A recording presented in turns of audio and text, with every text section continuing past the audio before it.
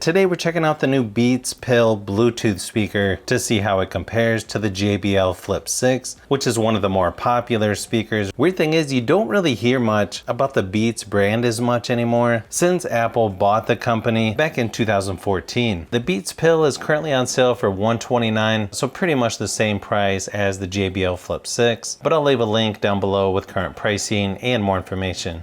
You've got several color options. Obviously the one shown here is called Statement Red. You can get up to 24 hours playback compared to 12 hours on the JBL Flip 6. Only 10 minutes of charging gives it up to 2 hours of playback. It's also IP67 water and dust resistant, just like the JBL Flip 6. You can also pair the Pill speaker to another speaker using amplify mode. It even has stereo mode for left and right output. Their advertising has got a lot more oomph, which I like to hear. Over half of the speaker is covered by the silicone material. You have your controls on the top, power, multi-function button. Your mute and unmute button is right in the center. Volume up and down. Here on the end, you've got a removable lanyard. Pretty simple design to it. You've got a rounded metal grill on the front. Surprisingly, not only can you charge your phone through the USB-C port on the back, but you can also listen to music from your phone using a USB-C cable for better audio quality. Sort of indented on the bottom with 4 little nubs sticking up, so it shouldn't move around too much. Also, this has some really nice weight to it, definitely heavier than I was expecting. You can see it's fairly similar to the JBL Flip 6 size, just a little bit longer. As you can see, it pops right up on my phone, so you can't get much easier than that as far as pairing goes. Once you download the app, you can see some information there in the center, like the battery's at 59%. You can add a speaker, share speaker. You can rename it. There's product features to explore. You can also adjust the volume of the sound effects. You've also got call controls, which you can customize because there is a microphone on this speaker as well. So you'll want to use headphones for this next part of the video as I play some audio clips of this compared to the JBL Flip 6 just to see how they compare. Then I'll come back and give you my final thoughts.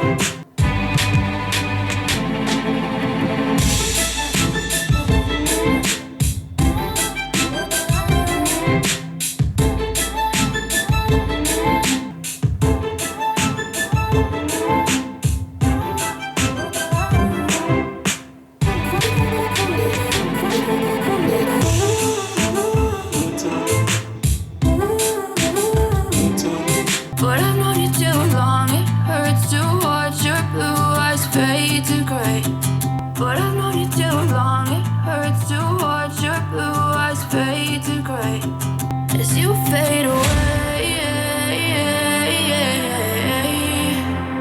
as you fade away, as you fade away,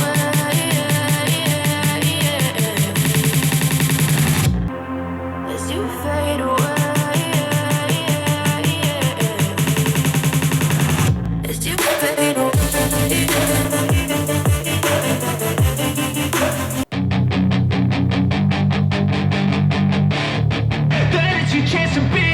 Hey kid, don't ever let them get inside your head. They'll tell you what to do in life instead of everything you know that you could get. Don't let them guide your life towards regret. I'll fight for what I love with every breath. My past is filled with things I won't forget. I use them all to push me to my best.